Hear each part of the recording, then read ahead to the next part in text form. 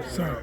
So we've been walking through the books in stone, brothers and sisters, and Kemet told the story over and over in the world's first language of the Medu Neter, long before Aramaic, long before Hebrew and all the other languages of the contemporary time, Arabic and so forth.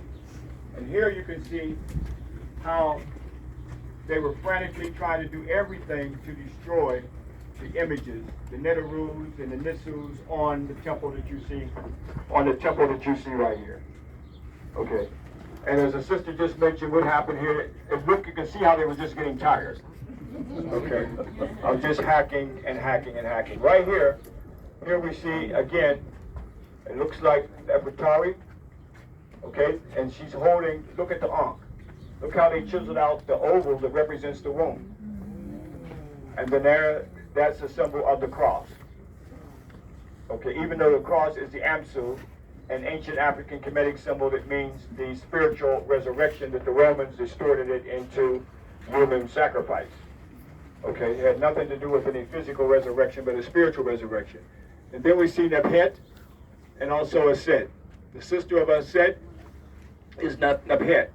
Okay, in the spiritual story, we know Aset, we see her throne on her head. Look how her face has been smashed out.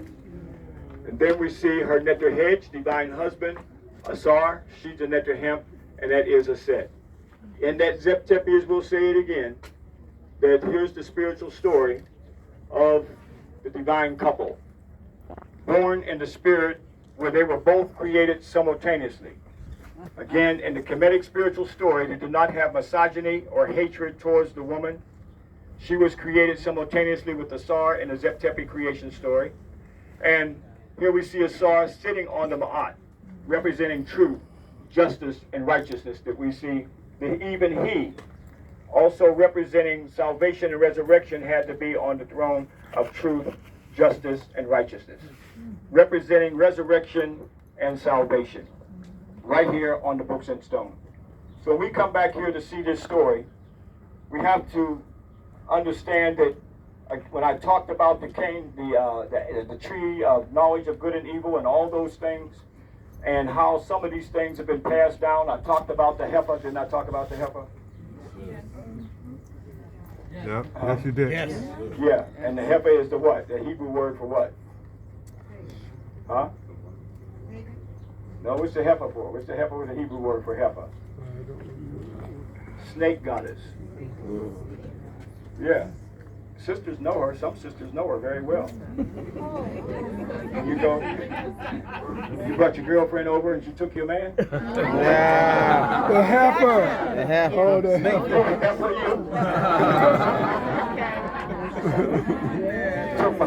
Yeah, we got it now. We got it. I look like a whole lot of people use that heifer. Yeah. That's a Hebrew word. It represents the Hebrew word for the goddess. So when I said, when they said, let us make man in our own image, okay, was there a marital dispute, and she was called the heifer, the snake goddess. Okay. So that becomes the snake in the garden. Okay. And that became the misogyny to destroy the Netert. The Netert, the goddess principle. Okay. So we see how these things have been passed down, brothers and sisters. But we have to come back here to understand the spiritual story, and not only understand the spiritual story, but bring our divinity back to us. Because our divinity have been wiped out. It's been destroyed. It's been destroyed, as I said before, even from the time that we were children. A devil's food. Oh. So what were you identifying with when you saw that? What color is that devil's food cake? Chocolate. Then next week there's another cake called the angel's food cake. Sorry. This was systematically done to destroy our black divinity. By destroying our black divinity, then you can create an eternal slave. Not only create an eternal slave, but you also have the hatred towards yourself. Look at our young people shooting each other down in the streets in America. This is systematically done. Okay? The Klan, they retired the Klan. Okay, Klan said we don't have to do nothing now. All right? The government is doing it. Because by creating that negativity of destroying our black divinity, then they know that all they have to do is sit back and relax and watch us kill each other. That's right. And then even with the white boys who equally were taught that the negativity of blackness. When the white boy that shot down Brother Michael Brown in Ferguson. And what did he say in the interview? I saw him as a black monster.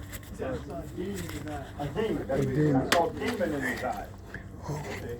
Thank you so much. Because he was programmed through a culture of white supremacy. Okay? And the negativity towards black that as soon as he saw him, he said, I saw a demon in his eyes. Right. And killed him. Okay. So we see brothers and sisters are shot down, and I say these things because we have to tie it together. We talk about the past to understand the present. Okay, if all other people can draw from their ancestors to salvage themselves as a people, to reconstruct themselves as a people. As I said when we were at the Murs, and I said the Jews in Jerusalem, they go up to this wall, supposed to be Solomon's wall, and they go and fill this wall and put letters in there to keep them as a people. Kemet serves this for us, the oldest civilization on the planet Earth. The spiritual ideas where Judaism copied these ideas, as well as other religions. So equally, I think we have to open up our own ancestral spirit and stop being afraid of ourselves. Because they taught us to be afraid of our spirituality, afraid of our blackness, afraid of black divinity. Because when you saw on those potatoes, you saw the black divinity. And they knew that when they were copying it, they said, well, we'll change it around. Okay? So I'm saying all these things so we can clearly understand that what we're doing today, we've got to send our spirits 1,000 years into the future. Okay? So they got us caught into this immediate gratification thing. Now and here, I don't care about nobody but me now and here, that's it. That kind of thinking does not send the people into a future. That's right. That only sends the people into extermination. Hello? So the things that I'm talking about, we're keeping open in here. Yeah, excuse me? Hello? You know, remember I said we always keep it open when they walk through? We should have an opening right there. Hey, brother, we're here. We're right. We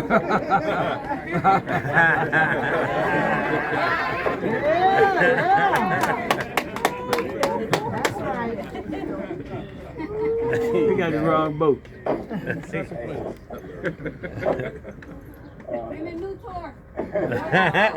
Kemet New, black people. Kemet So New. again, brothers and sisters, I tie these things with the present, the past, and the present so we can understand. Okay? That, you know, we're only here, when you look at time, we're only here in a flash of a moment. So within that space and time, we've got to, when we say know thyself, we're not talking about an individual self. We're talking about a spiritual collective self.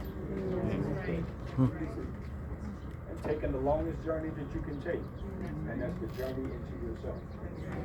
The same dog bit you, bit me too. Okay. And I had to erase a lot of stuff. I was throwing a lot of stuff out. I had to clean house and start over again. And realize that there was something there that I didn't know was there. Somebody told me that as a young man that I would take hundreds of brothers and sisters back to Africa. I would not have believed it. We all have a genius. So take, as Dr. Clark said, take what you do best and do it for our people. We can't do everything, but believe me, what you have an interest is a piece that can help in what we have to do for us as a people, because we're going through the final emancipation. Don't think because just somebody signing a paper, Emancipation Proclamation, that don't make you free, especially if the enemy signed it. Okay. All right? So that freedom starts with ourselves, above all our minds. That's what we're trying to get back now. That's the final emancipation, brothers and sisters. Now, as we start to come down here, we come over here, and we see, everybody talking about Pharaoh. Pharaoh is Israel. There is no idea of the Pharaoh that came with what was called the Great House. That's this right here. Only means great house. Nowhere was any Jews been enslaved in Egypt. They want to keep that narrative up to demonize Egypt, vilify Egypt, and keep you away from Egypt. Okay? And justify their story. Right, justify their story. Okay? So here we see, we're going to talk about some other things, and Mr. Pooh want to say some things. Okay, I would like to show everyone where is the original home of the Asset Temple. We are on a Jellicoe.